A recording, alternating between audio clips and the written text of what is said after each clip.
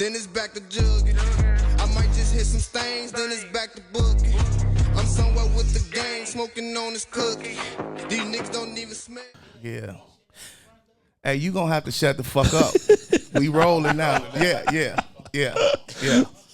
Your cousin expires. When you the cousin and you just hanging, it's a time limit. Yeah, you ain't on no more. Right about now. It's about the cousin. Yeah. Cousins don't know how to be cousins. Right. Yeah. Your time is over, nigga.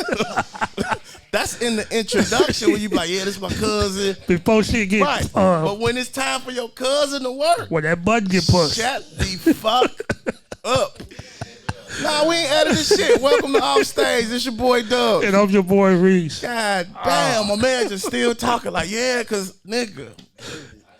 A lot of shit going on, man. Welcome back. This is show episode 933. We cranking these bitches out, dog. How you feeling? I'm good, man. I'm feeling real good. First day of summer? Yeah. Do we supposed to say that? Yeah, we can say that. Clap it up. By the time they see it, this is gonna be winter though. It's gonna be like fucking Thanksgiving weekend. They'll see it about 2 weeks. Yeah, we've been cracking them out, but you know, it's a lot of shit going on. We want to touch on some shit. Your boy. Who is my boy? Tyler Perry, your nigga. Oh my God. You love you some Tyler. You said you be like, I love Tyler Perry. You like Acrimony and all the movies. I like a couple movies. Not that new shit though. You don't like Straw? I thought it was decent. Straw was horrible for me, man. I thought it was horrible. Decent. Hallucination, the girl did the whole movie. She went through a lot, and it was the final straw. No, you don't fuck with it. I don't. Which was Tyler Perry's best film? Damn, nigga. The 6888. I thought you was finna say Alex Cross. That shit. Only thing would be worse than Alex Cross is him playing a power forward for the Lakers, nigga. Tyler Perry as an officer, I was like, get the fuck out of here. But that wasn't the Tyler Perry production, though. Oh, well. He auditioned for that movie I to be in that shit. I thought that shit was trash. But yeah, it was horrible. Yo, I know what I think is mine. What's yours? 6888 with all the women. The women soldiers. I never seen that. Yeah. That's who starring that? Kerry Washington. Yep. That's a Tyler Perry movie? Yes.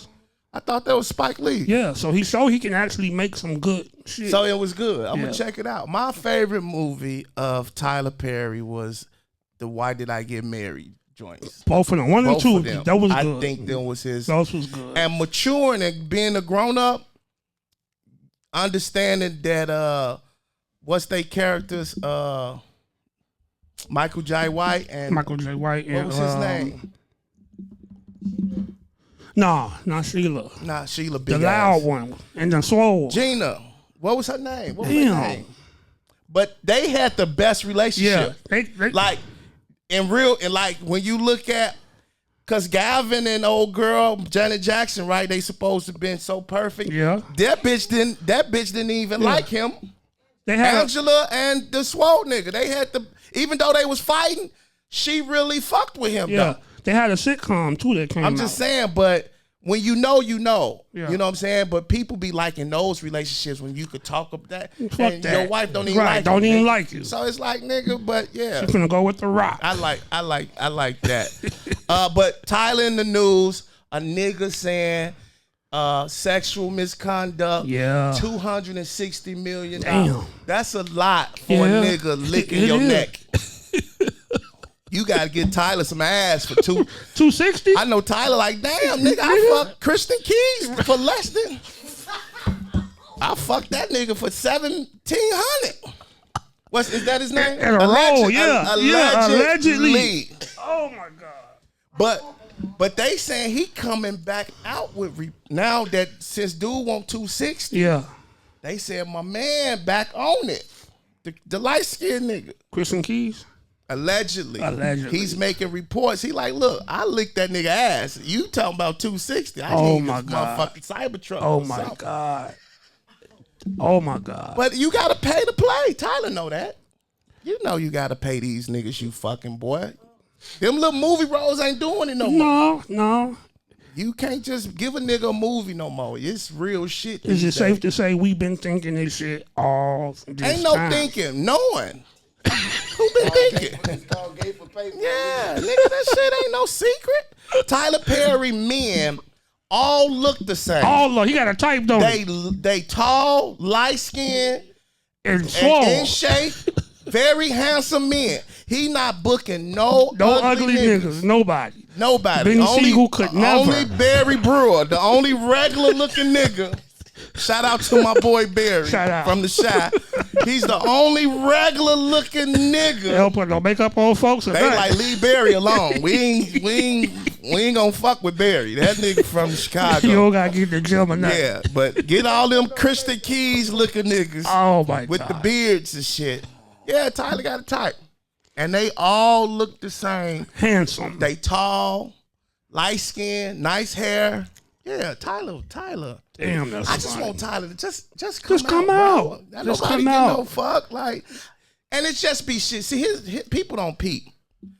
Don't think like a man too when he arguing with his wife and they argue. When that nigga walk up the stairs, I know. that nigga switching. He I'm like, switching. how y'all don't see When they that? first got to the cabin and he give him a handshake. And he cannot shake Oh up my with men God. as a man. It was so flimsy. It's like he could his wrist, yeah, he couldn't even do it. So I knew then. I was like, oh, Tyler, I mean, it's okay. Allegedly. I still do a movie though. Still do a movie. Yeah, you could put me in. Still play a role. Yeah, you could put me in. Madea enters battle rap. That's what he need. Madea just killing Murder Mook, nigga, for 20 minutes. That's some shit. Oh my God. Madea meets Big Worm. Big Worm. Yeah, put Madea in some hood shit. Nah, man. I'm tired of seeing Madea. Training Day with Madea, nigga. Denzel and Madea. He needs some buddy cop films now. He do. Some ride along, some Ride Beverly Along Hill 3. Cop. He need that type of shit. Come on, Tyler. Let's do it. Do our movie. We've been working on it. Yeah. But don't steal our shit. Oh, he gonna steal that shit. Cause Christian Keys is the one that created the show. Which show? The Man of Eating. He created He that? created that. Sold it. He sold it to Tyler Perry. But Tyler Perry took all the fucking credit. I mean, that's how it go. Right. Ain't nobody finna give you credit when you sucking they dick. I mean, allegedly. Allegedly. Who finna give you credit when you sucking they like? That's Kanye West who doing that. Well, allegedly. No, he came out and said the shit. That's fact. Yeah, Kanye can't come to Chicago till he cut it out. Till he come up here and tell his side of the story. Nah, we don't want that nigga over here. Oh shit. Once you suck somebody's dick, nigga, it's like, Nah, what we got to talk about? Yeah, nigga. I done threw all my Yeezys away. I don't got shit to say to fucking Kanye West. Them numbers was crazy he did on Drink Champs. But your boy, another one of your boys. Why you keep saying my boy? Cause you fuck with him. Who? You don't fuck with Puff. I fuck with 50. You ain't never fuck with Puff. I did, Okay. that's your boy. I was a Bad Boy fan in high school. Mace was my boy. I didn't really fuck with Turn that shit on silent. that's niggas be trying to get on the show. I double booked because I didn't know if dude was, niggas be faking. So Yeah, he a superstar. yeah, this nigga a superstar. So I told D Banks. That's who I said, let me have somebody back just I said D Banks. Man, we gonna hop right into this shit, man. Oh my God. We got one of Chicago legends in the building. I'm so Yeah. happy he's home. He's from Chicago, by way of LA.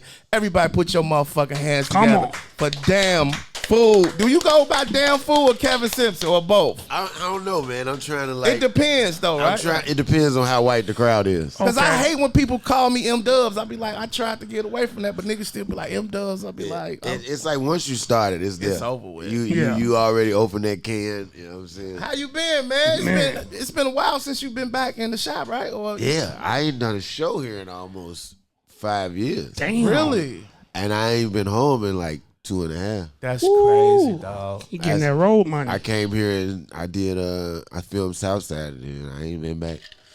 Yup, that was the last time I saw you when you was fucking with Southside. And Diary of a Mad Black Woman is my favorite Tyler Perry movie. Okay. Which one that was that? the first one. The first one with the bald head. Yeah, that was pushed a in the good pool. When, Yeah. Yes, when he had her barking like a dog in the house, I was like, that's a good one. that's my thing about Tyler Perry movies is the villains in his movies Be way over Yeah. the top. Like nobody acts like that, bro. Like and you hate him for life. Ain't nobody ever made their wife get on the front porch and bark like a dog. When Like, that nigga made Sheila, they don't invent niggas like that. Drive. Oh my God.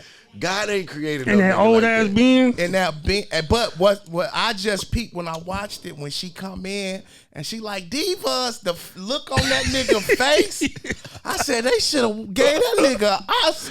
Oh my God. Just for that one look. He was like, bitch, I thought you was gonna die. Right. Like he was mad that she made it. He was like, how this bitch Oh my make God. it?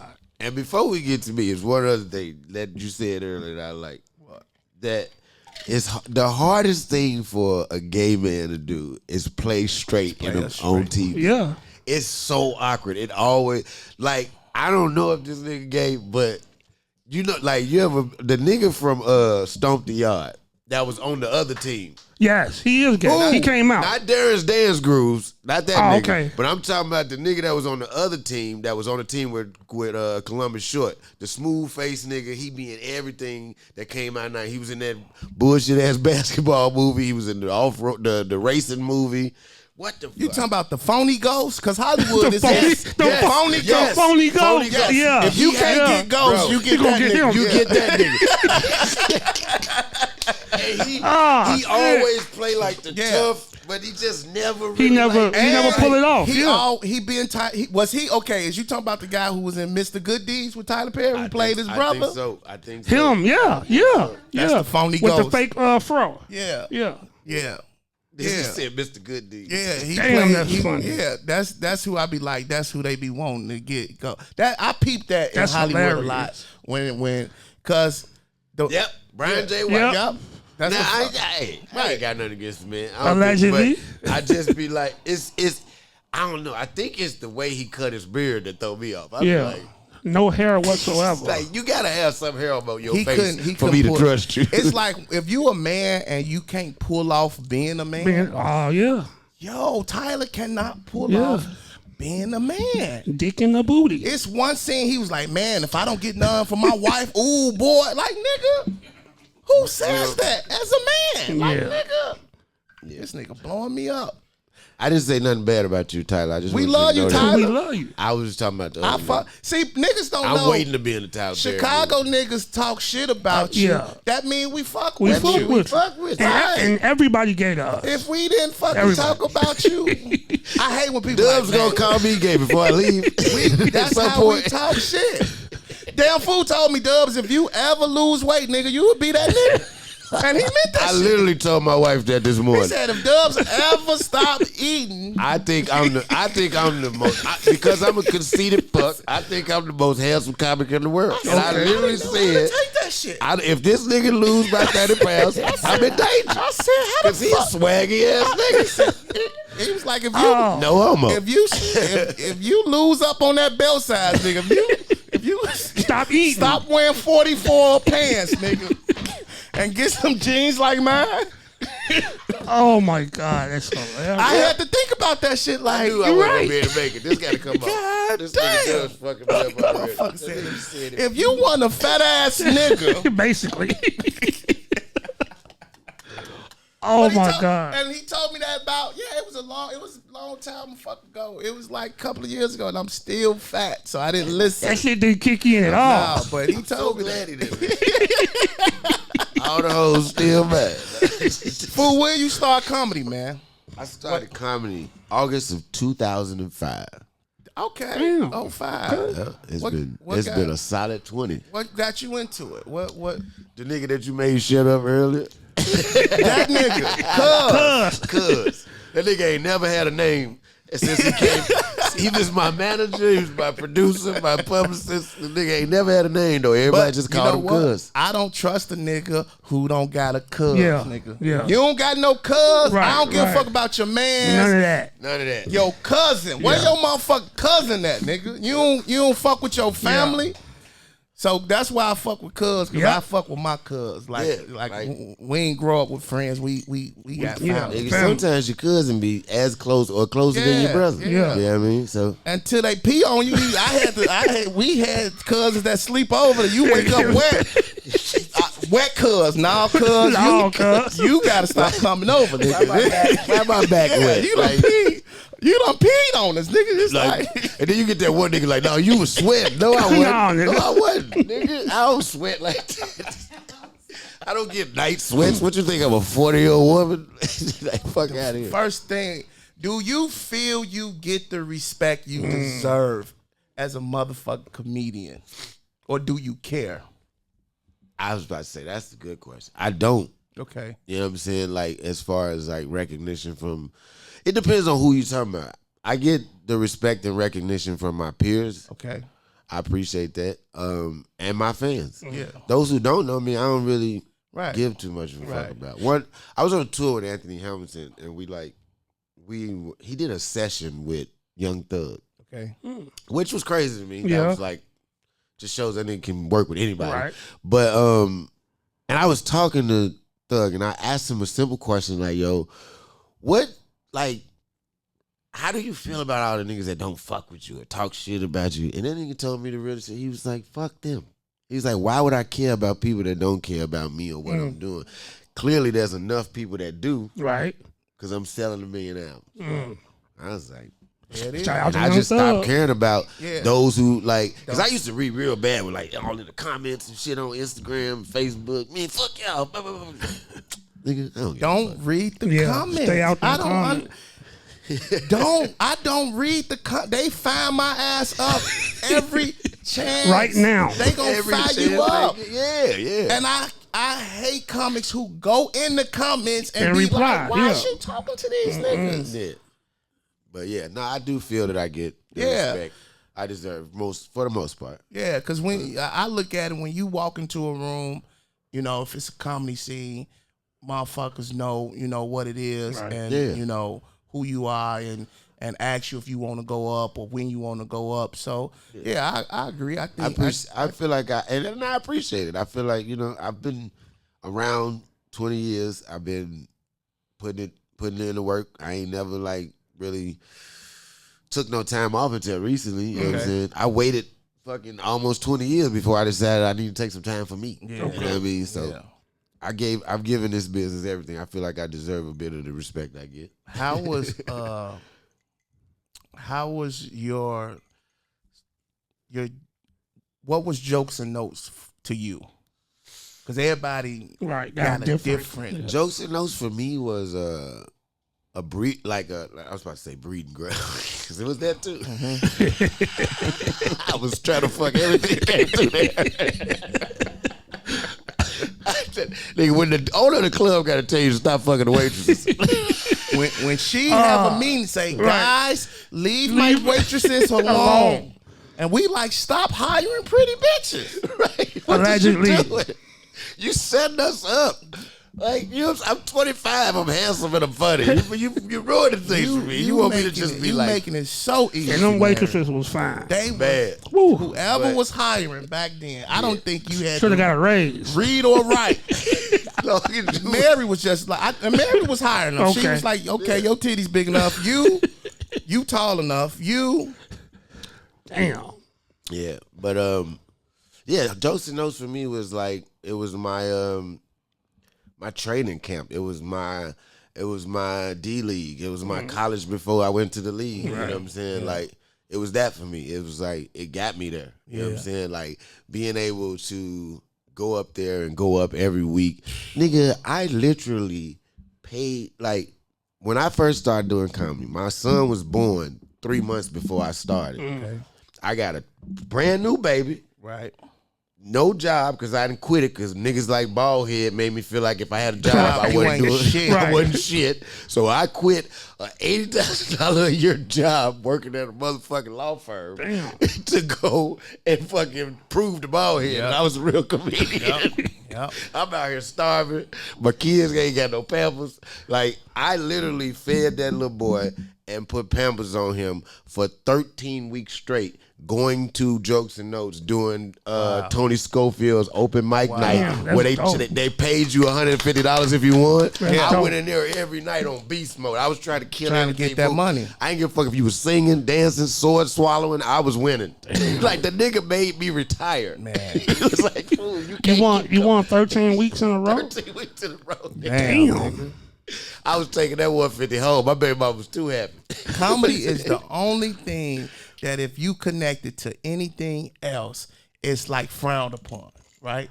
If you a hooper Right. and own a McDonald's, nobody says nothing. Nobody Right. cares. If you a rapper and you got a laundromat and you do investing, but if you a comic and you do anything else, Yeah. you ain't no real fucking comedian. That's how crazy. they make you feel. Yeah. Like, nigga, why you got an art collection, or why you investing, or why you collect shoes, or why you got trucks? Like, That's crazy. nigga, That's crazy. Dubs ain't no real comic. He got trucks. Like, I didn't know That you it had was, to be broke. Yeah, it was one way to get the bag. Like, I want all the bags. Right, all of them. Nigga, you the reason I started trying to buy trucks.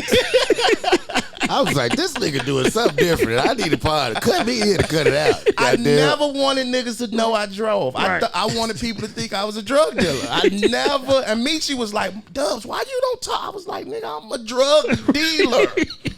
Big folks. I You know what don't I'm saying? fucking work. Like, Right. He said, you should talk about that, Man, man. that You shit's got so trucks. funny And to I me. said, nigga, no. I I was like- sell crack. He's like, no, you No, you don't. don't. Your hands is too nice. Too clean. nigga. That nigga got, yeah, that nigga does dressed like a drug dealer, everything.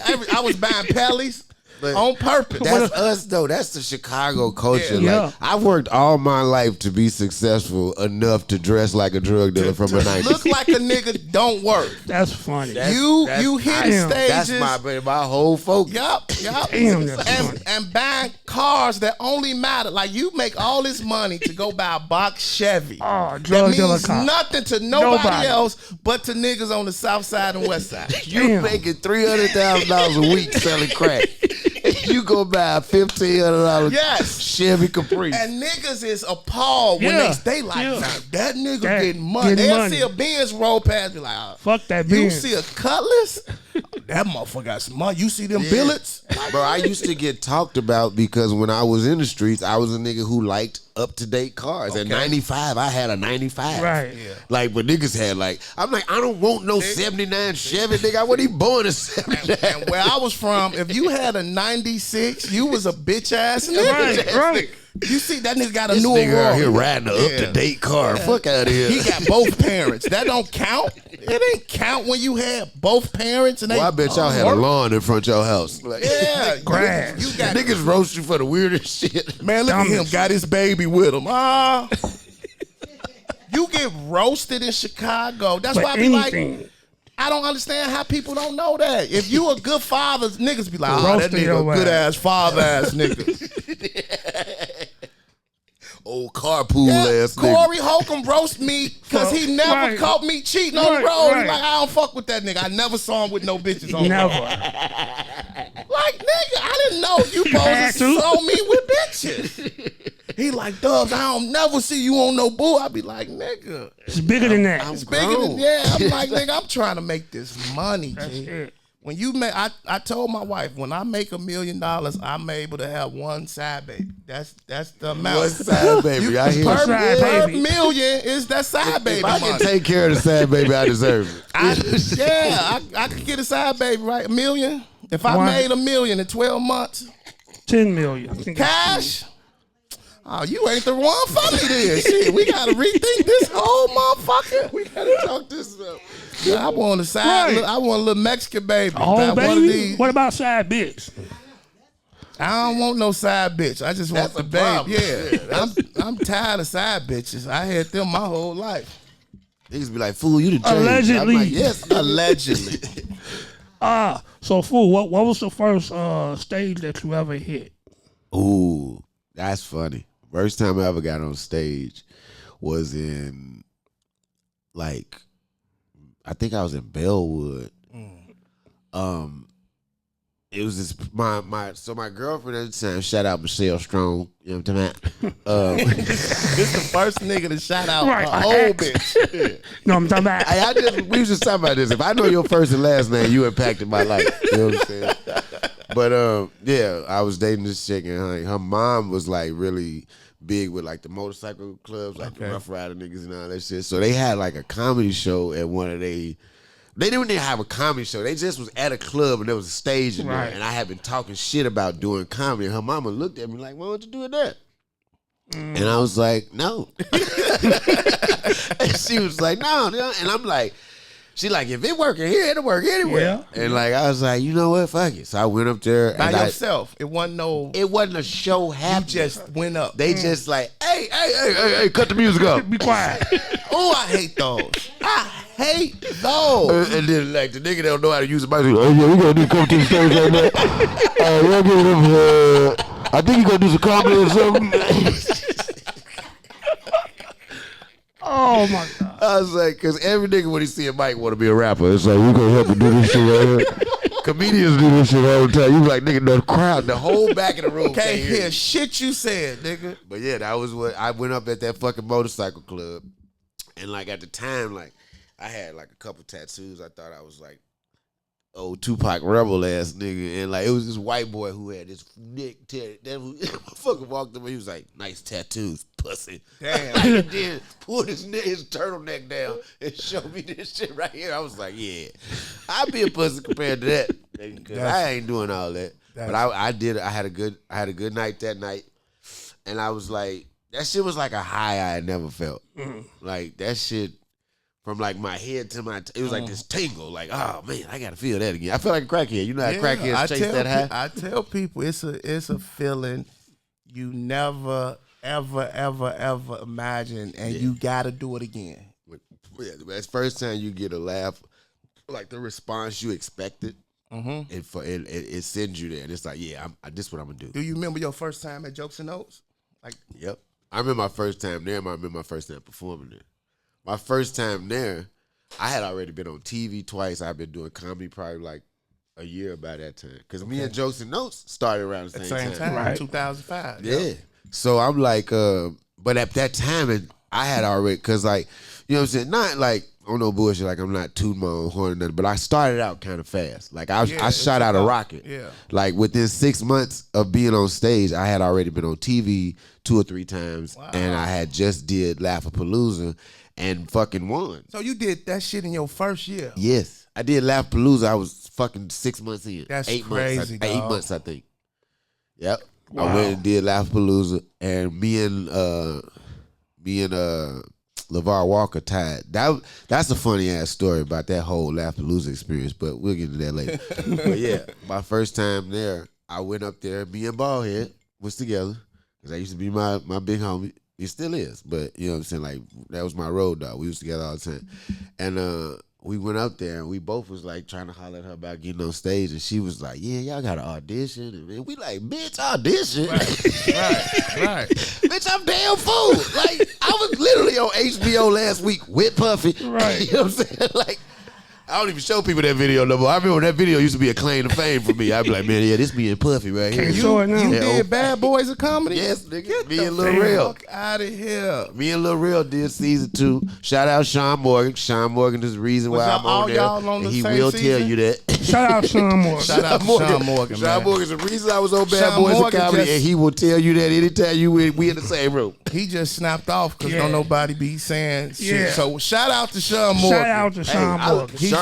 Bro, Sean got me on that show and told me one of the realest shits that I experienced later on in life in comedy. He was like, he walked up on, he was like, yeah, nigga, you funny. Like, too funny, though.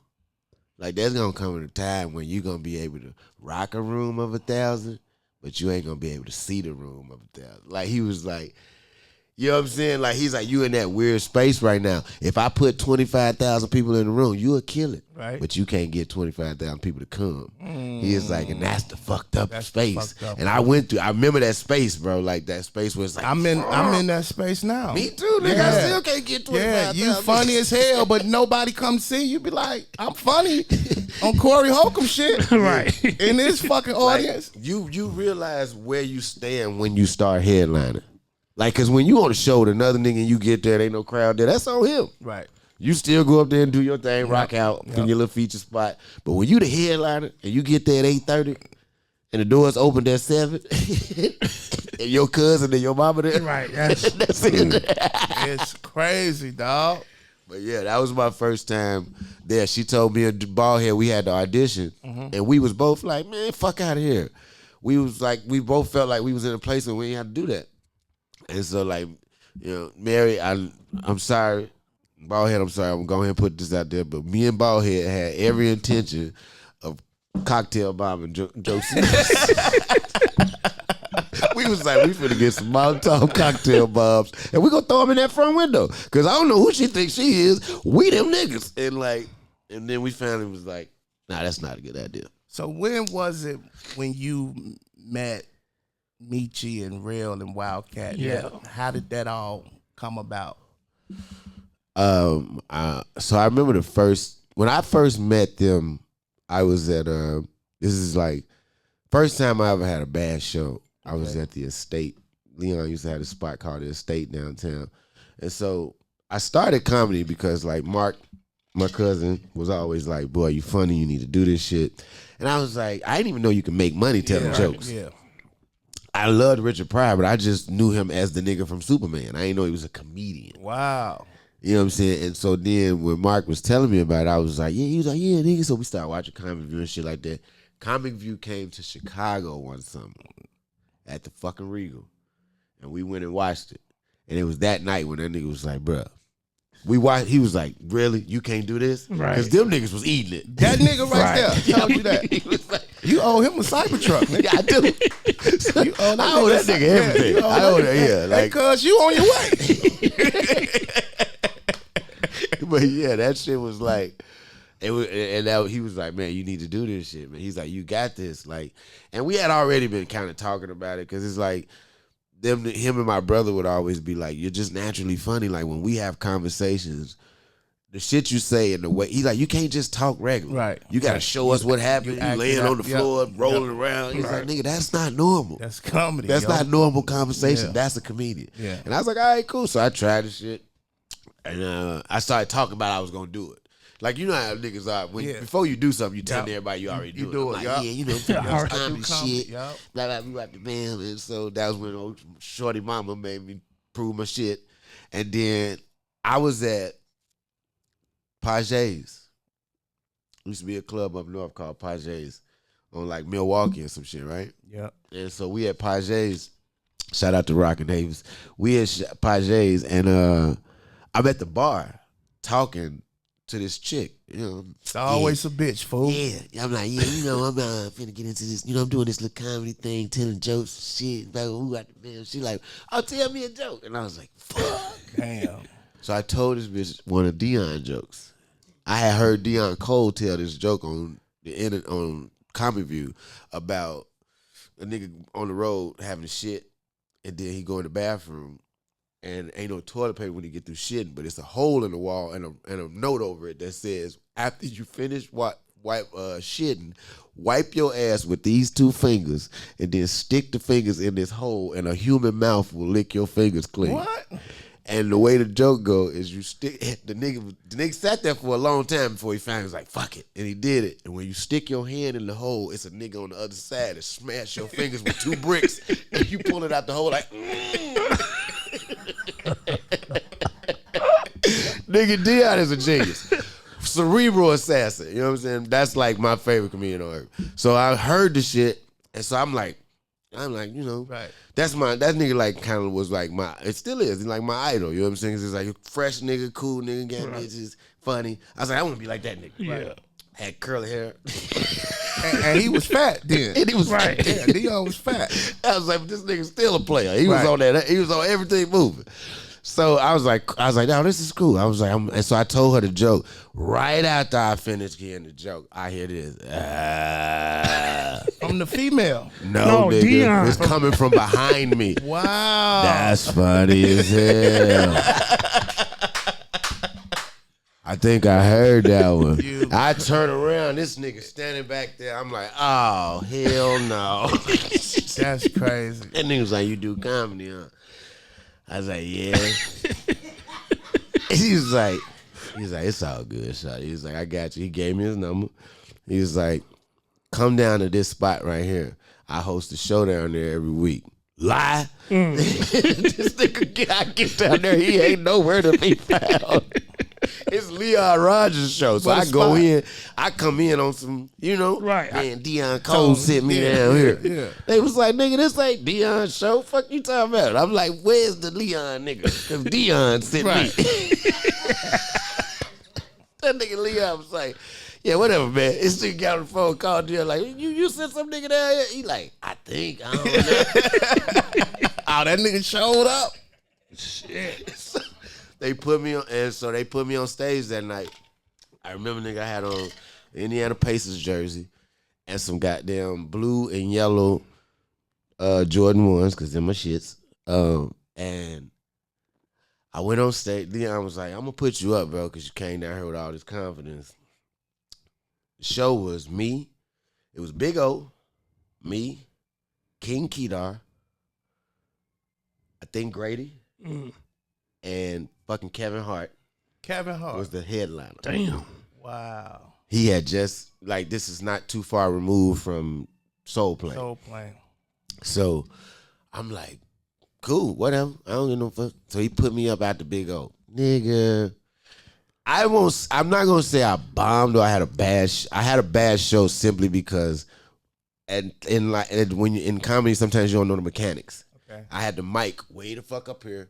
Nobody could hear, I was holding it too low and nobody could hear me. So if people in the upstairs, now you gotta remember, I'm still a nigga from 43rd. Right. So I just started. So when the nigga started yelling at me, comedy's over.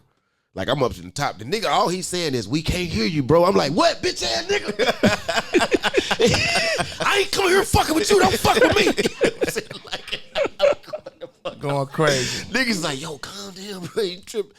And it just wasn't going where I was eating it, bro. And, I saved myself because as I'm not doing well, Leon is creeping up the side of the wall like this. So the crowd laughing at him. They're not laughing at him. He's slowly creeping up like he finna come take the mic. Finally, I see him. I peep him out the corner. And when he starts coming up on stage, nigga, I jumped off stage, took off running with the mic. Ran outside, ran around the club, came back in, got back on stage. I still got the mic in my hand. And he tried to catch me. It's and that's what saved me that night. But that was the only laugh I got. Wow. And then right after that, Lil walked up to me, glasses and all. You know what I'm saying? And he was like, he's like, man, I see what you were trying to do there, man. This shit was funny, bro. Here, take my number, let's talk. And then Michi and Wildcat kind of rolled over later, and then we all kind of hung out. And then I just started going to Riddles.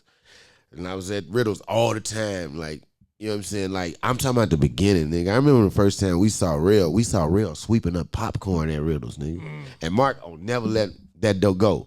He this nigga is a millionaire, movie star. But I remember the humbleness in that nigga. Yeah. He was literally in this bitch sweeping popcorn up after the show to get stage time. Wow. That's dope. Yeah. Wow. That nigga that motherfucker story is Real is a motherfucker who really is inspirational to me. Yeah. I watched that nigga, everything he said he was gonna do, he did it. Yeah. He did it how he said he was gonna do it. It may have took some time.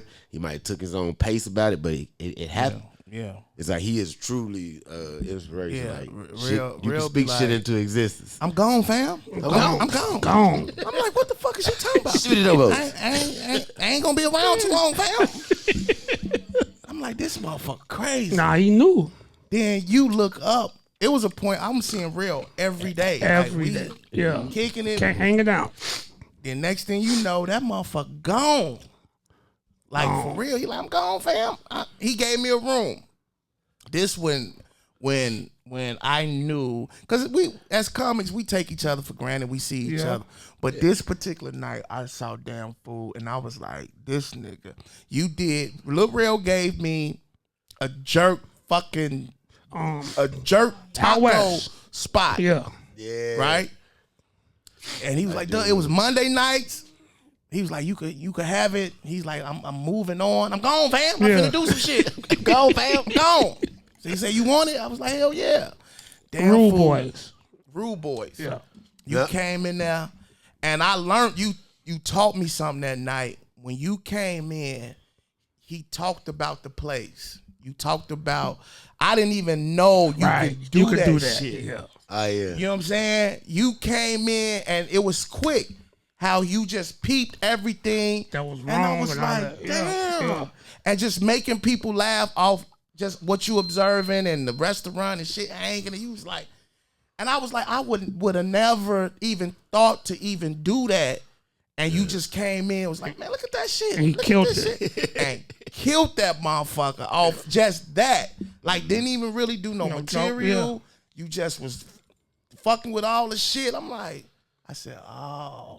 Yeah, that's something that I got from, like, I'm basically just one big ass sponge of everything that I've come around up under, and I just put my own twist on it. Smokey, Chris Jones From Atlanta. Chris Smokey Jones set it off. One of my best friends in the fucking world. Okay. But like one thing, Smokey used to always tell me, like, fool, the best part about you, he's like, you good when you doing your material, but when you improv, nigga, and you just ranting about shit, like when you just going off, he's like, that shit be funny as hell. He was like, you should start every set like that. Wow. Find you something in the room, or like, I don't like to talk about people. Me neither. Because it's like, I feel like you came here to be entertained, not attacked. Not be the show. Yeah, so I don't do that unless you an asshole. But he was like, so if you don't want to do that, dude, he's like, talk about the club and like the area or how you shit you did. Cause like when I first time Smokey saw me, I swear to God, he saw me at Touch of the Past. I had just got out of jail. I got locked up, and I promised cuz Mark, I said, when I get out of here, bro, I'm not fucking up no more. This comedy shit we've been talking about, I'm going hard. I literally fucking I got my dress out from the county. They gave my clothes back. I put that shit on, threw that fucking county suit over there. I walked out that bitch, got on the bus on 22nd, because you got to run to the bus before the Mexicans get you. Your You know what I'm saying? I came out, peeked, no Latin Kings, ran to the bus, jumped on the bus, went south. I took the bus to the fucking red line, got on red line, which is blue line, went all the way to fucking Bellwood and got on stage and Touching the Past the same night I got out. Damn. I had my property bag in my hand, no shoestrings in my shoes, and my number still on my arm. That's nigga. dope. My That's dope. my outtake number. And like I got on stage and that's what I talked about. I talked about the journey from coming from the county to there that night. And fucking my nigga Dean was hosting Buck Wild. Buck Wild. Damn. Yep. Damn. And that was like that was the night I became a professional. And but yeah, Smokey used to always tell me after that night, bro, when you get on stage, start off just being you. And then cause then it makes the crowd trust you. They trust that you're funny. You don't sound like a robot because you're going right into your material. Cause you can tell somebody doing material. Yeah. You know what I'm saying? And that's one thing that I've always focused on too, is like, I told Mark in the beginning, I was like, I want to be a different type of comic. I want to be that comic where every time I get on stage, it looks like it's off the top. Okay. Because of the way I present it. I talk to my audience like a cousin talking to his family in the living room. I want to be your favorite cousin. That's Damn Fool's thing. I want to be your that cousin that you love to see at the family reunion, or that gonna tell you some fuck shit. Like, your mama and your daddy used to. Yeah. Your mama was a hype nigga. I don't give a fuck what. Your mama was a hoe and your daddy was a pimp. That's how they met. You know what I'm saying? Clearly she had that ooey. How is y'all relationship now? The four of y'all, do y'all have one? Do y'all talk? Look, the Last Laugh Troupe. Yeah, you, Michi. We still the Last Laugh Troupe. I'm about to go get me a Last Laugh tattoo when I get back to LA next week. Because it's one of the few things I don't have that represents my life. Do the other guys got one? Nah, I'm going to be the first. I'm going to kick it off. Okay. You know what I'm saying? Because they're going to have to after that. Let me ask you, is Kendall Ferguson, was he a part of Last Laugh? He's just going to put me on the spot. This nigga K. Ferg finna be pulling up in my house. Come outside, fool, let's fight. Let's fight. Like, that nigga will fight anybody. Because I felt like... Here's the thing. He's you know how like you have affiliates. Okay. He ain't an original Last Laugh member, but he's an affiliate. He fuck with y'all hard enough. He's really like Cat kind of made him an honorary nigga. Like Cat kind of dubbed him. I think, and I fucks with him. So like, I think any nigga that'll go back to back with me in the fight, we can be friends. I think that's like the same thing what Dame did with Cam when Jay stopped fucking. Yeah. I think that's what Real did when y'all was like, bring my man in. Real was like, I ain't fuck with these niggas. That was the moment. Real and K Ferg never got low. That was it. Real was like, I ain't fuck with these niggas. Real was like, I'm out the group. Somebody made Cameron the president. Jay was like, hey, I ain't fuck with K Ferg used to have. Jay stopped fucking with everybody. Like, hey, y'all bringing niggas. Damn. And I always fuck with Ferg, but I'd be like, you broke the group up, nigga. You the reason we don't talk no more. This nigga came around and Real stopped calling us. But that's one of the biggest things I get asked everywhere I go, whether it's in the street or in a club or even on podcasts. It's like, so what's up with you and Real? It's like, I always be prepared for that question because I know it's coming. You know what I'm saying? But it's like, with me, I love Real to death. I ain't never felt like he owed me anything. Man, I was finna ask you. Nothing like that. Like there's the only time I ever like been upset is if like, cause man, when I started, me and Real, everything you saw Real on, I was on. Everything you saw me on, he was on. Or every time you saw us, we was together. It was like big shows, big stages, TV shows, this and that. First time it ever didn't go that way is when First Amendment came out. Okay. And I remember they picked Real. Like Real called me like, yeah man, they just picked me. He's like, when you taping? Cause he just automatically figured I was. Right? Yeah. And like I didn't get picked. Okay. And like I remember standing back behind the Chicago theater with my brother. AC, and it was the first time they ever seen me cry. I was probably like 25, and I was like, bro, and he was like, what's wrong? I was like, this shit is in my backyard, bro, and I ain't on it, and I ain't on it. Like it ain't in LA, right? Every other show that I already been on TV like 3 times by then. So it was like I was like, nigga, I did this shit in New York with Puffy, I did the shit out in LA, I did this, I won that, and it's like, but. My hometown. You felt like that was yours. And I was hurt. And that nigga Real was like, man, don't trip. That shit go. And I kind of still to this day believe Real might have said something to somebody like, yo, how you picked it? Because like about an hour later after this happened, I fucking see Doug Williams. And Doug see me and like, hey man, come on. He took me backstage to meet Martin and shit. He's like, man, this nigga funny as hell. He was like, I know we got one more spot. And they put me on the show. Damn. That was how that happened. Damn. A lot of the things that I've been on, it was like initially I might not have been the idea. And then I like that. They didn't initially pick me, but then I did the show. I fucking killed it. Yeah. Who's Got Jokes? Okay. I wasn't supposed to be on that. Famo took the last spot. Damn. Like, and I fuck with Famo to this day when I see him because like Famo had his wheelchair joke. Yes. And that shit, I had one too though, but his was better than mine. Okay. So he literally made me scrap that whole joke, bro. Like I got rid of it because like his shit was, my joke was about how like niggas be in the hood still gang banging in the wheelchair, and a nigga like, nigga, what you gonna do if they start shooting? I did this whole thing where I would like jump out the chair and like turn the chair over and get behind it and start acting like I was in the army and I'm shooting over the chair. But that nigga joke was so crazy. Amazing. He had belts that he strapped to his legs and he would get up and make himself run like a puppet. Man, that shit, bro, when that nigga did that shit, I just, you know how like I just balled that shit up. Throw that shit away. It's like this nigga win. And that nigga Who Got Jokes.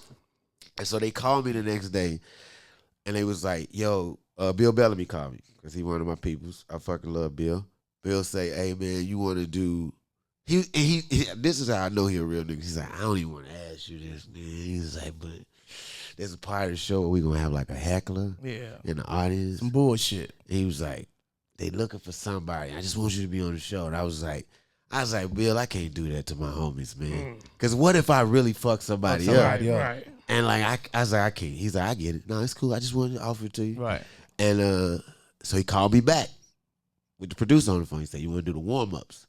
I said, now that I'll do it. I came down and nigga, my daughter was 8. She braided my hair that day. That was the worst braids ever. If you go and watch me on Who's Got Jokes, nigga, I got five fat nappy braids in my head. The BD braids. With a BD braids, nigga, with a Hustle Hard t-shirt on. I got a Hustle Hard t-shirt on and the biggest jeans you ever seen. You ain't never seen me dressed like this in your life. You know what I'm saying? And I went out there, I did the warm-ups, and the producer was like, this nigga's amazing. Can we get him on the show? And they was like, we ain't got enough space. We got all the slots filled.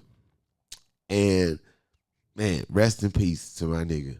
You know what I'm saying? But Marcus Combs went backstage and was like, I don't want to do this shit no more. I'm leaving.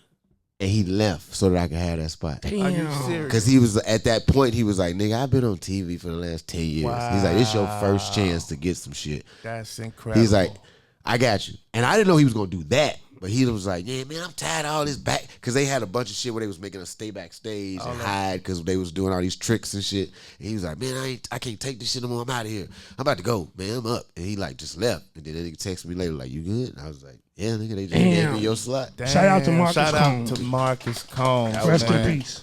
Damn, dog. Like, man, I'm telling you, like, I've been blessed, bro. Yeah. I've been like, and when people ask me like why I'm so giving to the next generation or why I'm so to everybody, I don't give a fuck, because like I have never really been shunned from the day I walked out here. Motherfuckers was just like, we fuck with fam, and in some way somebody's helped me. Even the people who fucked me over helped me in some kind of way, because it's like you made me learn a lesson that I might not have learned. You know what I'm saying? So I've been blessed in this game to like really be, you know, have like been given a good path, and it's why I never complain. I'm fucking 42 years old, and I've been doing this shit 20 years. Don't have a bit of bone in my body. I ain't where I would want to be, or where other people even think I should be. Right. You know what I'm saying? Like, but I'm happy. But what do you say to those comics who don't have that perspective? Who? Right. I don't say shit to them. I don't talk to them niggas. Yeah. Because them niggas bitter and weird. Like, I ain't got time for that, bro. Like, life is too fucking fun and too much shit to do for me to be worried because this nigga on that and I'm not. Like, Like, one thing about me and Cuzzo, we always lived off the what's for you is for you rule. Like, if it didn't happen, nigga, that meant there's something else out there. I was just talking to a motherfucker the other day about like motherfuckers be bent out of shape if somebody got money or this. I'm at the point, if my cousin got $50 million and didn't give me a dime, I would be like, okay, I don't want nothing that a motherfucker don't want me to have. Right. If you don't want me to have it, if you ain't look at me like, man, I could give you this. If you don't do that, cool. I'm not finna be walking around this motherfucker that ain't do. Niggas love to say that. Man, Real ain't put you in none of the movies. First of all, these ain't his movies. Right. Real is in the movie itself. I went through that when like motherfuckers be like, man, Damn Fool ain't putting niggas on shit. It's like, this ain't my show. I'm on the show. Niggas like, man, what's up with that NDM shit? Hey, get your boy on it. Like, nigga, I'm barely on it. Right. Motherfuckers trying to get their foot I go by the St. Lunatics rule, the Nelly rule. Okay. Let me put this 2 albums out, and then I'm gonna give it. Then we're gonna do a Lunatics album. Then I'm gonna put every one of you niggas out by yourself. Then I'm gonna do another album. Just get your mask, nigga. You the nigga with the mask. Bruh. 50 and Nelly showed y'all how to do it, bro. Let them get behind that one nigga, get on his album, and then a lot of times, I don't think people even be knowing. Like, sometimes that nigga who you think in position to do that ain't even in position to do it. Exactly. He got there on however he got there. I've been on TV since my first year in comedy. Everybody like, man, I want to do this. Why Damn Fool do this? Why I want this? It's like, but you don't know what I went through to get it. Right. You wasn't there when I was crying in the alley. You know what I'm saying? Or you wasn't there when I was walking around with a loaded pistol trying to figure out what was next. You know what I'm saying? Because, like, clearly this ain't it. But, like, it's just, so it's like you never know looking over at the next side what's going to happen. And I truly believe that, like, when Rail get to that point where, and I'm not looking for it, but if he was in a position where he was producing movies and TV shows. And it's his call. I'm one of the first niggas he called. Yeah. You know what I'm saying? Like, yo, I know who perfect for that. You know what I'm saying? As well as I know Rail has mentioned my name in rooms even to this day. You know what I'm saying? Because that's what we're real good. Yeah. We're real good friends because there was a time when I was the hot one. Right. Right. And everybody wanted to be in the damn food business. Right. And so, but I would go places and they would be like, oh, you're that guy. And everybody sucking my dick. You know what I'm saying? They double handlebar in my shit.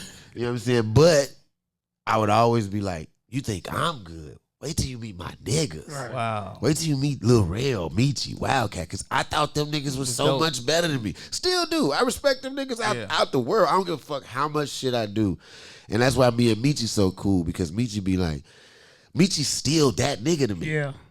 And always will be. Even though his outfits ain't His shit. outfits ain't shit. Ain't It's a lot of never furry been sweaters. But Michi is that nigga. Yeah. Respectfully. Nigga, is that wolf skin on your This nigga come out with dirty hamper outfits. Allegedly. No, nigga, But these it's brand new, but Brand it new. look Look like you got that shit from Lower Wacker Drive. You went down, Off somebody. nigga. Sometimes Michi weird shit. I'm like, you literally want that for us to fuck with you. And You want us to fuck the with you. worst shit he wear when he kill. When he clean, he got something decent. I'll be like, you finna bomb. You don't got no fur on your sweater. Right. You ain't in your mold, nigga. You need some leather pants with some glitter.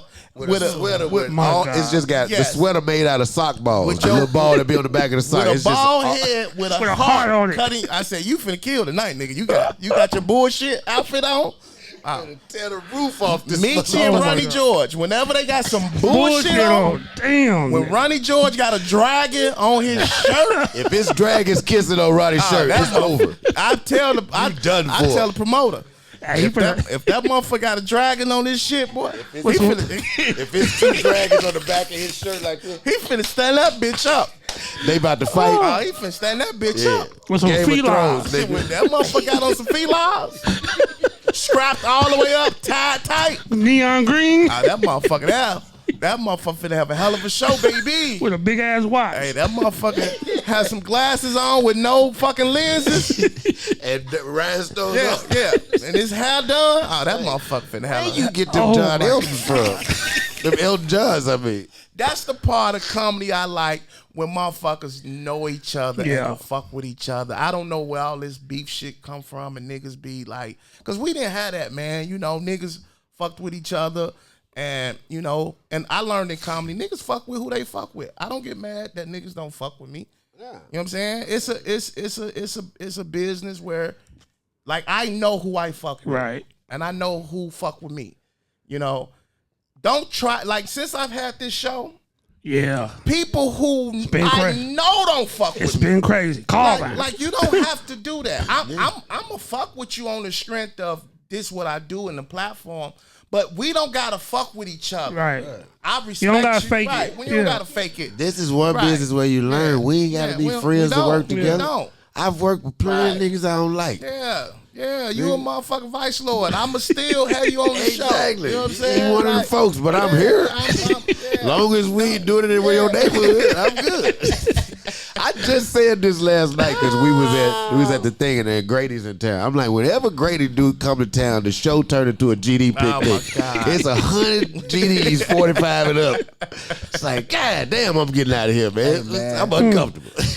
that thing is Chicago is that's some Chicago shit. I seen a nigga made a TikTok was like, I don't care what gang you in, Right. but when you hear a certain type of song, you gotta throw up G. You gotta Throw up the rakes. That's got- crazy. You got to. I don't give a fuck what game you in. If you shake hands with a nigga and he start, you gotta stop. Right, you gotta stop. because you'll automatically do. You'll hit that hook real quick, and you be like, man, what the fuck? Big Mike did it to me last night. What the fuck? I'm like, boy, go on with this shit, man. Stop playing. I was halfway through the hook before I realized. You know what I'm saying? Like, Allegedly, y'all. You did a show at the Dorchester. You remember this? You did a show at the fucking Dorchester one night. I probably did. And fucking this probably like if anybody in there from NBC or AB, like you would have got a He deal. would have got it. Yeah.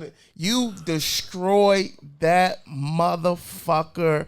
Like everybody was like, we was just in the back like, Damn. you was all over the place.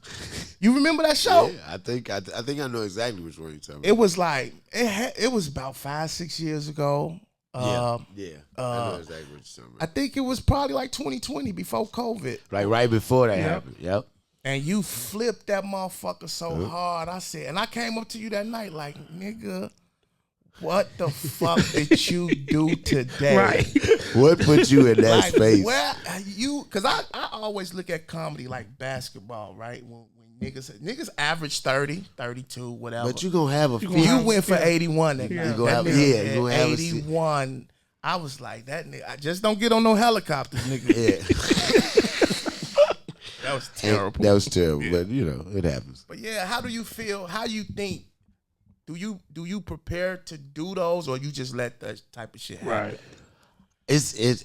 I don't know, man. I feel like for me, I feel like when I prepare or when I put too much focus on shit, it's not what I want. Okay. Man, bro. But when I just go out there and let the universe guide me, nigga. In It's church, over. they say let them use Let 'em you. Let 'em use You you. just let them use Yeah. you. Yeah. Yeah, so it's Bro, right. like, and I've been doing this shit for a long time, and I literally can count the bad shows I've had on my hand because, like, and it's not because I'm that much better than anybody else. I'm gonna tell you right now, this is my camera. To all you niggas out there that's doing this, that want to do this, and you want to be stand out. It's not about being better. It's just about I have an I will not lose mentality. There we go. I could watch 16 niggas bomb, but I'm like, when I get out there, not because I'm better than them, I'm not gonna bomb because I care enough not to. Okay. I'm gonna fight my way through this shit. I'm gonna give these people this shit. You know what I'm saying? And but when I go home and practice in the mirror and write shit down and write the joke all the way out, that shit don't go well. Go well. But when I say God gave me this and I know what I'm doing, and trust it, like last night, bro, I ain't been on stage in 2 years. So I was nervous as fuck last night. I'm not gonna lie. I was worried. Like, you know what I'm saying? I've had little spotty shit here and there. Okay. But you know, like with this shit, if you ain't consistent, bro, it ain't Yeah, you know yeah. what I'm saying? It's like a muscle. Comedy is a fucking muscle. Yeah. If you stop working out today, you're not gonna just get fat tomorrow. Right. But you're gonna start to lose definition. That muscle ain't gonna be as defined. It's still a muscle, still look good, but it ain't got that vein in it. Then a little longer, we go that vein, another vein gone. Then it started to shrink. You're still in shape, but and that's how I am right now. Like I'm rebuilding myself. So when I went up last night, I was worried, and I've been all this week. I've been saying like I'm gonna sit down and I'm gonna write my jokes out. I'm gonna watch some old clips, and I was like, no, I don't gotta do that shit. that ain't what you did before. Yeah, you don't gotta do that shit. And I got up there last night and I let the spirit move. And you know what I'm rock, and saying? you rock that motherfucker. And it was a good time. You know What what I'm saying? made you take the 2-year hiatus? Life. Living life, going through shit. Like I literally like was dealing with depression. Wow. You know what I'm saying? Like in a sense where like I didn't you know you don't want to accept shit like that. I'm from 43rd in Princeton. Depression, nigga, what? Yeah. Yeah. You know what I'm saying? Depression is a nigga trying to shoot you down in the alley. Right. I'm like Right. I'm not depressed. Yeah. So when they told me that, I didn't want to hear that. And so I just, you know, and it got worse and worse because I wouldn't accept it. You know what I'm saying? And so, cause like I was dealing with shit. I lost my mom, my dad, or you know, motherfucker that was like my father figure, and then my cousin was like the last straw. Like, you know what I'm saying? Our other cousin, Laurice was like the closest thing to me, and we was exactly almost the same age. So him dying made me face my own mortality, and that changed the world for me. And then my mom being gone, it was like you remember my mom, nigga. She was at every show at Joseph Notes. She thought I owned the club the way she'd come in there. You know what I'm saying? She'd sit right up front with her little pearls on, like, yeah, I'm Damn Fool's mama. like, mama, you can't just come here and do that. Like, and that's how her and Mary became friends. Because Mary was like, who is this bitch just walking around my club like she owned it? Like, That's my mama. they became cool. But yeah, like that was what it was. I had to take I had to take some time off to, and I tell this to people. I'm finding Kevin Simpson right now. I've been Damn Fool for the last 20 years. I don't even know what Kevin like anymore. I don't know who he is. Who you like more, Damn Fool or Kevin? I don't know. You don't know? I'm still trying to figure Kevin out because Kevin is buried up under years of drugs. Who and sex. you need to be on? Who you need to be on Drugs, stage? bitches, Though? and booze. He buried up under all that. I'm digging Kevin out. Hey man, you ain't done it. But you say who what? Who you need to be on stage? A combination of both. Combination of both. Because Damn Fool, Kevin is Kevin is a loving, compassionate, I care about everybody ass nigga. Might get fucked over because I care too much ass nigga. Damn Fool is a combination of Kevin and Sleepy, who is what niggas call me when I was on the street. Sleepy didn't give a fuck about nothing, but that was my defense mechanism. You know what I'm saying? I had to learn how to that what it was. Like, I'm not really that dude. I'm not no ruthless, scandalous, scamming ass nigga. I'll do it, because I'm fitting into a mold. You know what I'm saying? Like, it is what it is. But like, yeah, I need to be a perfect combination of the both because Kevin cares about the people. Damn Fool is my protector. Damn Fool is like, Damn Fool ain't got no feelings. He don't care about what you think. He don't care about what he say or none of that. Kevin gonna think about who does this hurt, but you need that too. You need a balance, You need a balance in the middle. You know what I'm saying? Like Tyler Perry ain't gonna put us on nothing because we don't know how to act. Tyler Perry ain't We gonna just fuck talked about him for 20 minutes, and now he gonna come out with a movie. Everybody from Chicago gonna be in it, but me and you. He gonna put Reese in it. D Banks. D Banks. D Banks. But yeah, it's like I'm trying to learn to be a perfect combination of the both. Hey, that growth is amazing, man. I love talking to niggas, and especially guys you've been knowing for a while, and then to hear their story, because don't nobody know that. You know what I'm saying? Motherfuckers don't. Honestly, bro, the real shit is like I had, and I'm pretty sure you probably was gonna bring this up at some point too. But I did the little shit with I ain't gonna say little shit because it was huge, but I did the Netflix thing with Carlos Smith. The pink suit. Yeah. Okay. Took it to the face. Yeah. Ate the carpet. You know what I'm saying? Ain't never had a show that bad in my life. At that point, I had never had a bad show, period, to be honest, other than like that one show at the estate where it just didn't go well because I didn't know what I was doing. But like, I ate it, nigga, and got booed off the stage. Something that's never happened. I ain't never even seen no shit like that or thought about that. But it was at that. People thought when I took the time off that it was because of that. Okay. It was like, oh, man, damn. Now, and I ain't gonna lie to you, that shit was kind of devastating. I was kind of like Rocky when he lost to Mr. T. Okay. You the champ. You been whooping everybody's ass, and you ain't had no problems, and then this one nigga knock your head off. You kind of scared to get back in the ring. That didn't really happen to me, but it did. So it was like I became more cautious about approaching the stage then, because before it was just like I walk in fresh off drinks and whatever and be like, let's go, put me up, I'm that nigga. You know what I'm saying? But that at that time, all the shit I was going through with my mom and losing my mom and all that shit, I wasn't facing the fact that this shit was having an effect on me. Right. Or even like at the time I was going through the shit with Billy and D-Lay too. Okay. Our podcast had broke up. These are two of my best friends in the world. And it's like I had to admit to myself as a man how much losing these two other men bothered me. Wow. Because these was my best friends, bro. But I was like, whatever. We don't fuck with each other, no more big deal. Kept it pushing. But the truth of the matter was I was hurt. Damn. I lost my brothers. Damn. You know what I'm saying? These is two niggas that I love, that I care about. And they beefing, which means we're not all talking. And that shit was fucking with me. And it's like I had to accept that as a man and get off of that tough nigga shit and be like, no, I'm hurt. And I got to figure this out. And it was like all of these things came together to create that moment.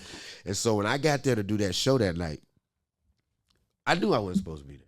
Wow. I knew I shouldn't have did that show. Because at that time, like I said, I lost my mom and all that shit. And like when Laurice died, I really went down a rabbit hole. And like I kind of locked myself away during COVID. And I was just like locked. I wasn't doing none of them live stream shows, none of that bullshit. So you weren't doing nothing. That ain't me. I literally locked myself away in my house. It was me, drugs, bitches, and fucking Fat Sal's. The restaurant down the street. I've gained 45, almost 60 pounds. I was bigger than I'd ever been. And I just had all the windows and blinds drawn in my house. I was just doing drugs, fucking You gained bitches. 60 pounds? Yes. I can show you the pictures right now. Show us so we could put that motherfucker up. I got a picture of me and Brandy. Me and Brandy was at the club. I was like, God damn, I was huge, nigga.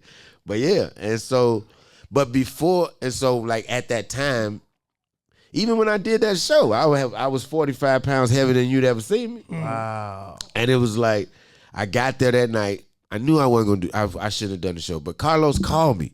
Carlos, one of my best friends in the world. Like when we started together around the same time. Me, Carlos, and Smokey used to be. Cause like the thing about me is like I didn't really have a home city. Once I started traveling. Gone. Yeah. I started traveling because I was like, I don't want to be in one place. I want to take over the world. I want to go. I would just drive to cities and be like, yo, give me 5 minutes. If you like me, book me again. Bring me back to feature. Niggas was like, all right, cool. And that's how I built my name on the circuit. You know what I'm saying? But like, Carlos called me and was like, man, I got this thing coming up. I got an opportunity to give you a chance. I want to do it. And I was like, all right, cool. Because they had a special with Netflix. And instead of shooting the special for themselves, they each picked 2 niggas that they thought was dope to shoot a special for. Shout out to That's Carlos. Shout man. out to Carlos. Damn. You know what I'm saying? So he hit me up and was like, yo, come do the show. Hold on one second. Carlos a good ass nigga. Yeah. Man. I fuck with Yeah. Carlos. Los was like, yo, come do the show. And like, I knew when he called me that I shouldn't do it, but it's like, you can't tell your friend no. Okay. 1, I don't want to let my friend down to tell him no. 2, I'm not in a position to be turning down nothing. Right.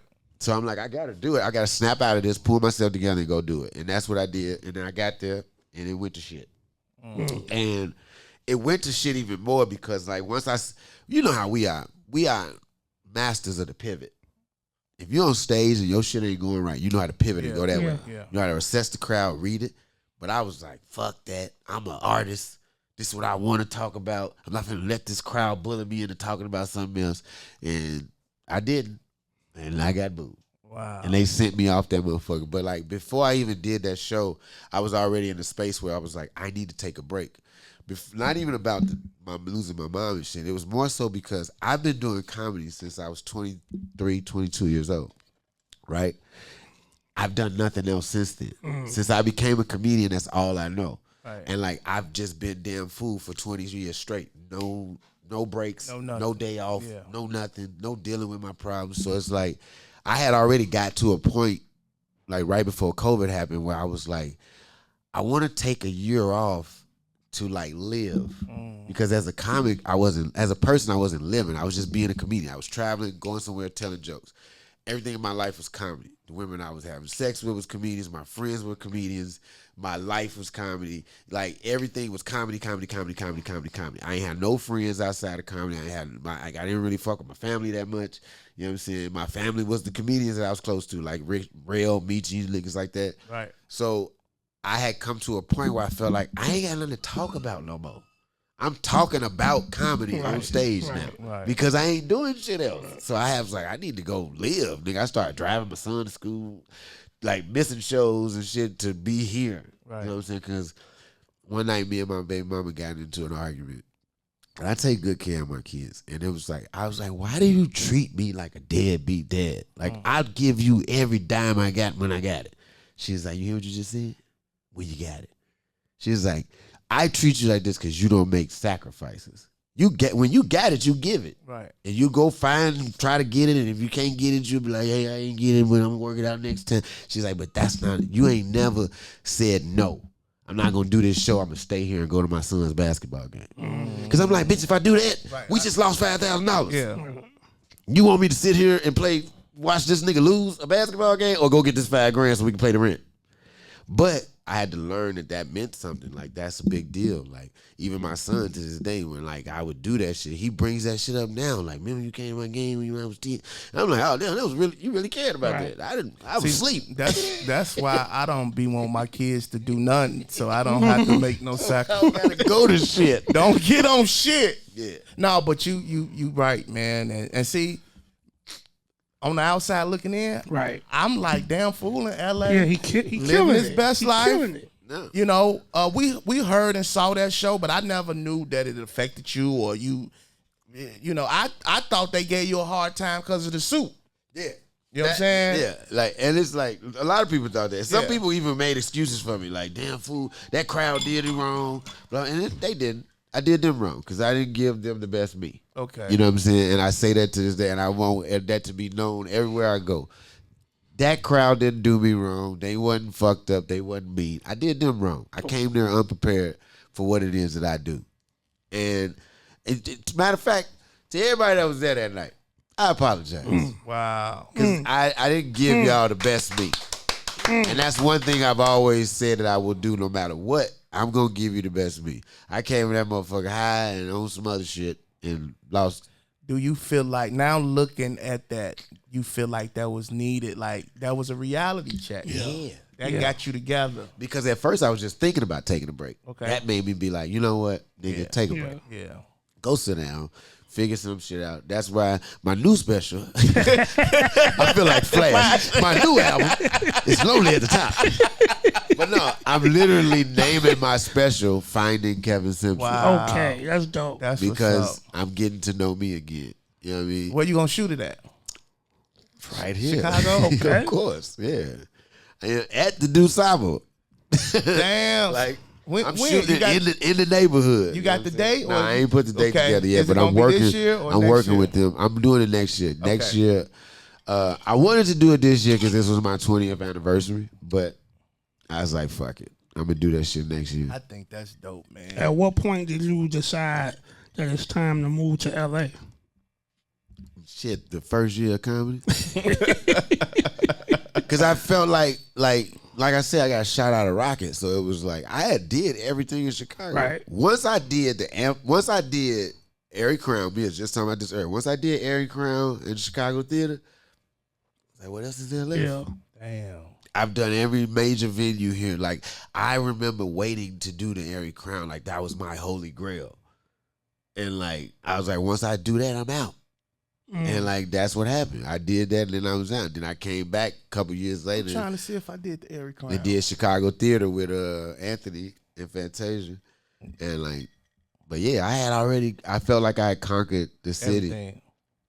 as far as venues with and being on stage. So I was like, I need to go be in a new space. And then I went to LA for a little while. Then I went to Atlanta for a little while. Okay. Then I went to New York for a little while.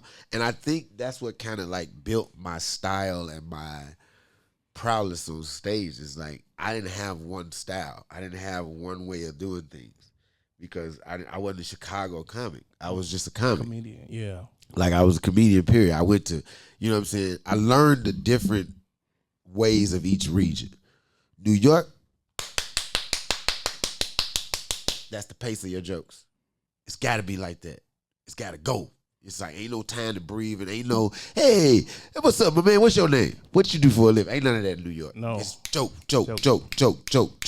rapid fire. Chicago is more shotgun. Pow, Yeah. pow, pow. That's the pace. Atlanta, nigga, you damn near got to be, and I'm not saying like they stupid or no shit like that, but you got to, when you're in the South, you got to like slow down. Pace yourself. It's a Wow. because they sitting there, they're waiting for. Yeah. They want to hear. Chicago niggas want to hear the story. Okay. LA niggas want to see the story. You got to do a lot of act outs out in LA. You got to be this nigga. You know what I'm saying? Along with the funny. Right. Chicago was built by niggas like Bernie Mac, Yeah. Deion Cole. So we want to hear the story. We want to hear that cerebral shit. Leon Rogers, one of the great storytellers I ever heard. Yeah. We want to hear you tell that story. We're gonna wait. You know what I'm saying? Marcus Combs taught me about commitment. Like, I've watched Marcus do a joke that was a 45-minute bit, and 30 minutes of it ain't nobody laughing. But he know when he get to this certain point, it's finna tear this room up. That nigga did a joke where he like was talking about how his old crib, they ain't had no lock on the door. So he would push the couch up against the door. So a nigga came and knocked on the door, moved the couch on stage, went back, opened the door. Ain't none of this shit really on stage though. He moved the couch, walked up to the door, opened the door. What's up, man? Like, shit, man, just came up here, they gave us y'all meal. He's like, oh, okay, cool. Took that motherfucker back, closed the door. And he could have just went back into his joke. But that nigga walked back over there, grabbed that couch, and pushed it back. There's no couch there, though. That commitment, little shit like that. You know what I'm saying? Like, and you take these little things and you put them all together and you create what you see. Like I tell niggas, I'm a gumbo. You know what I'm saying? I ain't never stole shit. I done had a lot of jokes stolen from me. A lot of jokes that y'all done heard. They be like, man, damn fool doing so-and-so joke. No, so-and-so doing my joke. Yeah. He just made it to TV first. You know what I'm saying? Like, and anybody will tell you. Because there's certain jokes you hear, you know that sound like a damn fool joke. That's just how I get in. So yeah, like, fuck out of here. You know what I'm saying? Even when I did that fucking the shit with Carlos and them, somebody was like, yeah, he did one of Chico Bean jokes. Like, no, I didn't. No. I wouldn't dare do a joke of a nigga I don't think is funny as me. Fuck out of here. I wouldn't do that. Like, and I think that nigga's amazing. I think he's funny as hell. But like at that time in my life, I thought I was the funniest thing in the world. I wasn't definitely going to do shit from nobody else. It's like we had a similar joke because we hood niggas, and like, cause the joke that I did was about like doing show. I did a show for recovering addicts, and like nigga literally, I walked out on stage and was like, "Hey, how many of y'all got dope fiends in y'all family?" Room full of dope fiends. Room full of dope fiends. I did it with the nigga Charles. Remember the Charles, the burnt up nigga? Yeah. That burnt himself up freebasing? I think that was the story. You gotta give us, man, your 5 favorite comedians. Bill Burr, Richard Pryor, George Carlin, wait, what is it? Bill Burr. That's 4. Oh. And damn fool. No. Dylan. No. Richard Pryor, George Carlin, Bill Burr, Deion Cole, and that 5th. It would have to be. It's a couple niggas that can fit up in that 5th spot that like are famous or whatever, but one of the coldest niggas I've seen in my life is a nigga out of New York named Greer Barnes. Greer Barnes, cold in the mouth. Perfect. Like, he's what I want to be in comedy. The perfect combination between act out and cerebralness. Like, he mind fucks you. But he also is good at like physical comedy and storytelling and all that shit. He just got he got the voice. It's the attention to detail, bro. Yeah. And I know I keep talking about other people and they shit, but like the nigga did a joke when I first like knew this nigga was the god. He did a joke where he was like, I was on the bus and there was a sign that said, if you see something strange, say something. And he was like, I live in Harlem. I came outside. I live on 125th and Lenox. It's 2 niggas in front of my house playing ping pong on a real ping pong table. And that nigga was like, he doing the noise back and forth. He said, nigga smacked it. It rolled off the floor. The ball rolled off the table. He literally walked through the crowd with the mic like, the sound of the ball like rolling through the crowd. Picked it up, went back over there. And like that whole, just that commitment to like the ball falling, rolling, keeping it going, then getting back. He's like, I called the police immediately. They was like, what do you want? He said, it's 2 niggas playing ping pong in front of my house. That's something strange. And they was like, sir, that's not a big deal. He said, you said if I see something, say something. And this is strange. Nigga. I was like, yep. Oldest nigga ever. I want to hear your top 5 list of comedians from Chicago that's still here. Yeah. Shit. Mike Simp, Just Leash, M Dubs, Michi Hall. You know what I'm saying? And one more. Marilee. Okay. You know what I get when I'm not taking nothing away from none of you other niggas. Y'all know I love y'all. Y'all my people. You gonna get text. I'm about to get text. This worse than that T-shirt they made with niggas' names on it. We did not know how crazy niggas get when niggas don't mention them, bro. Yeah, it's crazy. It's like niggas will call me and be like, "Why you ain't say shit?" They in my Damn inbox. Fool did Oh yeah, it. and Sean Morgan. Got it. Sean will definitely call me.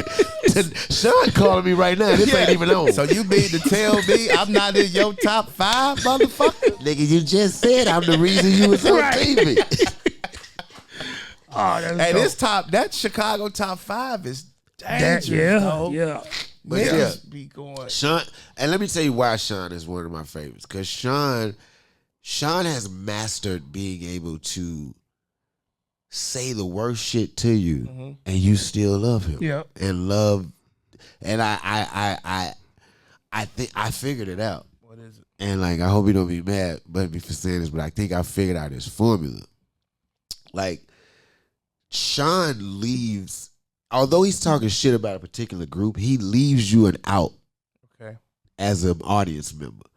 So this is why I don't do this anymore. I don't get on stage and be like, man, bitches be like, you know what I'm saying? Every time you go out, bitches all in the club doing this, doing that. Sean fixed that whole thing. Cause like you say that now, every bitch in the room feel like you're talking about her. Yeah. Sean did one thing one night that I noticed that changed that whole thing. He was like, don't you hate the type of women? Right. Because now, even if I'm talking to you, I just left you a trap door to sneak out of. Like, he ain't talking about me. Right. He talking about them bitches. Right. And like, because you didn't generalize it. You didn't make it about everybody. And like, a lot of people will be in the crowd like, man, you hear how he talking about bitches and they laughing, they eating it up. I was like, because he gave them that out. Yeah. He gave them that back door to sneak out of them. Like, I ain't talking about you, even though I am. Talking about your ass. And you know I'm talking about you, but you gonna still use that back door. Yeah.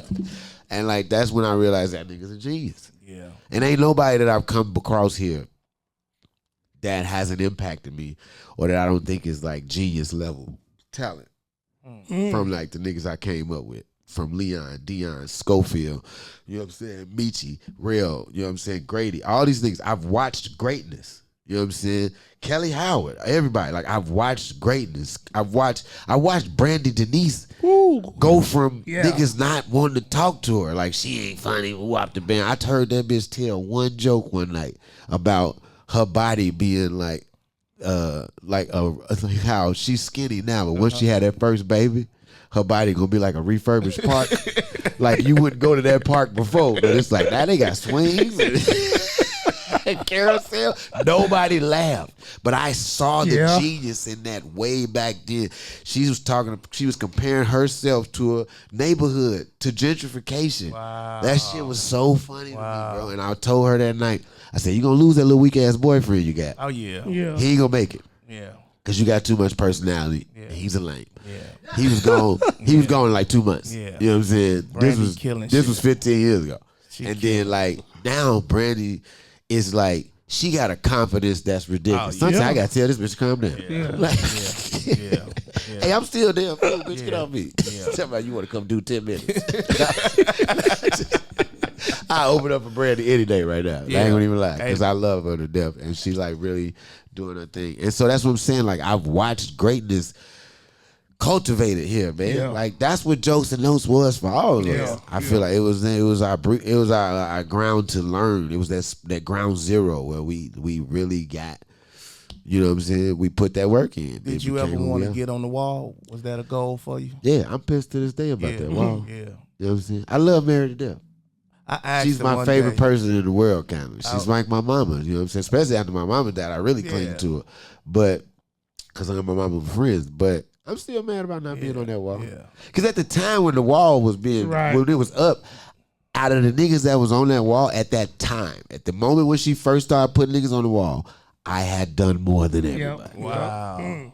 I had been on more TV shows. I had won fucking Laughapalooza. I'd won some other shit Cat put on. I had been on fucking 6 TV shows. I'd been on what was that shit they used to do with Wanda Sykes with all the comedians in the house back in the day? It was like Real World with comedians. Yeah. It was on NBC. Yeah. I did that. Like I had traveled the world. Me and Carlos had did a tour together, just like the two of us, just doing shit. We did fucking the Essence Festival, nigga, on a boat. Like I was like, I am really that nigga right now. I had a fucking Emmy. Damn. I literally had a fucking Emmy, bro. And I wasn't on the wall. Shit. I was like, that's crazy. That's crazy. That's crazy. I was only on one episode of the goddamn show that I'm talking about. But crazy. the show won an Emmy. I got one. So it's like, fuck out of here. Yeah, I think that was all our goal, man, to get on that motherfucking wall. But what we didn't know, what a lot of people didn't know, like niggas like Baldhead and Marlon paid for their picture to get put up. Really? No, Allegedly? Allegedly. No, I'm bullshit. Allegedly? I gotta take that shit out. Ball ain't gonna call. Yeah, that was nigga. That was fun. Hey, now I can't do that. Do it. Yeah. Nigga, the funniest story about that wall to me is like, so, she gonna hate me, but I don't give a fuck. Vanessa Fraction and Kelly Howard have always had like this weird kind of dynamic with them. Like they love each other, but it's like unsaid competition. Yeah. Like Foxy Brown and Little Kim. Yeah, exactly. Okay. I'll do a song with you, but yeah, right. So and the shit was so funny because, and I apologize. I love just both of these women. And if this makes anybody mad, I apologize. But it's funny to me. And I wouldn't tell it. Me and Vanessa get to Jokes and Notes. We both want to be on this wall bad as hell. Okay. Like this is our thing. It's like we Chicago staples. We pretty much at that time we was the young niggas. We in our 20s, 25, 26. Dion and them the OGs. We want to be on the wall with them niggas. We get to Jokes and Notes. Mary called Vanessa earlier that day. Vanessa calls me and tell me what she said. She said, Mary said she got something for me. I said, bitch, you on the wall. Ooh, bitch, you on the wall. So we get to Jokes and Notes. We excited. We trying to play it cool. Wait. Mary come out there. She's like, I got something to show you. Come inside. I went to wall with her. Now them fools. Wait right here. We'll be right back. God damn. I'm like, fuck that. I come in and do. Nigga, we get inside. Vanessa didn't say nothing. But I saw it. You saw it. She walked her over to the wall and pulled back the little curtain with the picture of her on it. But right next to her is Kelly Howard, and they put both of them there at the same time. So it wasn't, she didn't even have her moment to be there by herself. Right. She was like, oh. That's so nice. Oh, shit. And like, she didn't say shit else the rest of that night. Damn. And I knew in the back of my back, because that was my best friend at the time, I was like, she mad. She mad. Because I would have been too. If I came with that bitch and that bitch was like, I put you in Kendall Ferguson. I'd be like, man, fuck you. You and D Banks. I just love Shout out D Banks, man. Last time I seen D Banks, I swear to God, was during intake at the county. I was getting, what? Yes, nigga, I came by Chicago, didn't realize I had a warrant. Got pulled over. They took me to the county. I to the point where I literally had to dress in. Damn. Like I'm in there getting processed and everything. And while I get processed, put my clothes on, as you know, and now you go into your deck. As I'm going to my deck, he coming past with the deck he on going to lunch. They on their way to lunch. That nigga say, damn fool. I said, D Banks, God. Man, this nigga one of the funniest niggas here. This nigga a superstar. This nigga on TV. Wait till y'all get back to your buck. Look him up. You like, nigga, what you about to be quiet. You about to get me stabbed, raped, beat up. Niggas finna have me here calling people to put money on their books. God. Like, slow down, bro. But that's my nigga. I love D Banks. Man, dude, this shit been amazing, nigga. Man, I'm so happy you came through, man. Did you ever put that fucking shit out that I did for you in LA? About the tattoo? I never seen it. I put your episode up. I never seen it. That shit was funny as hell. Yeah, you was doing, what was it called? Tats funny. I think I'm gonna bring it back. Yeah, you gotta do that, man. We just basically talk about niggas and they bogus tattoos. Yeah, and he was like, I know a nigga with a bogus tattoo. Hey, Dubs, you want to do it? Let us see that leg tattoo. It's even worse because I was finna cover up the shit that you did it on, and I ain't even let the nigga finish because the motherfucker hurt so much. Damn. That shit hurt, man. I was in there one day. He was on my arm like 2 hours. I'm like, I'm not coming back, dog. This shit, what the fuck I'm going through all this fucking pain for? The tattoo was $3,900. I gave that nigga $2,500. He supposed to did this big ass lion to cover up the tattoo that was fucked up. And then he putting double needles and shit on and I said, man, I ain't. Then he called me like, you want to fit, nigga? No, no. When that double needle comes, I didn't even know they had fucking like other needles. This nigga put on one that had like 20 something needles. He was like, yeah, that's for shedding. I said, oh no, man, you ain't finna do that shit to my motherfucking arm, dog. Yeah, talking about shedding, nigga. Get your ass out of here. Shout out to what's his name? He do big tattoos in Chicago now. Law or something, but. Funny dude, Fool, man. We appreciate you, dog. Keep rocking. I'm so happy for you, man. And this show, I don't know if you follow, but yeah, this show is for niggas like you that's been putting it down, that motherfuckers should know about, you know, cause all the niggas, like I remember motherfuckers telling me like, y'all should have bigger, better guests.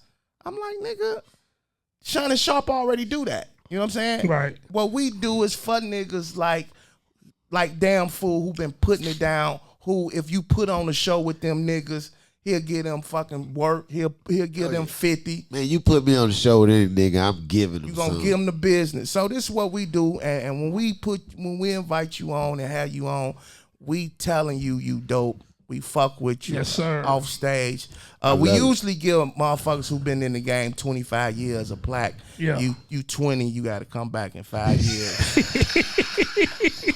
Come back in 5 This nigga years. Big Mike go pull me on stage last night, try to give me a plaque. Talking about, I like to give niggas their flowers while they're alive. That's what I said, he did. nigga, give me my flowers when I'm dead. Give me my money tonight. Give me my check, motherfucker, and turn Pay me, nigga. Shout out where you at tonight. Even though when they see it, it's gonna be 10 years old.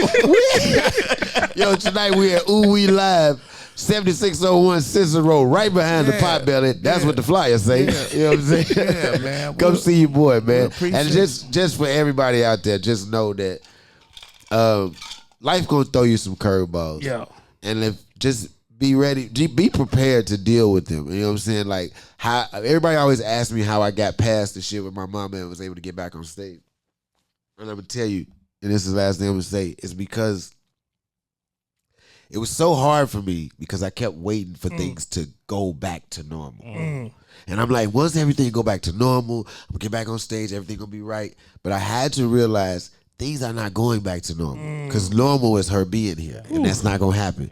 So I had to learn to accept my new normal. Once you learn to accept your new normal and move forward, you're learning that, hey, I'm not putting this away. I'm not saying it don't matter. I'm not forgetting about it. My mama's going to be with me everywhere I go, but now I know that this is my new normal. She's not with me. I have to take her with me in my own capacity now, and I have to make it for work for me. So, with that being said, I'm back, motherfuckers. Oh, shit. Get ready. Yes, sir. Yeah. We glad to have you back, man. We gonna wrap this thing up. This your boy, M-Dubs. And I'm your boy, Reese. This been Offstage. We out of here. Rap don't work, then it's back to jugging. I might just hit some stains, then it's back to boogie. I'm somewhere with the gang, smoking on this cookie. These niggas don't even smell what the rock is cooking. If this rap don't work, then it's back to jugging. I might just hit some stains, then it's back to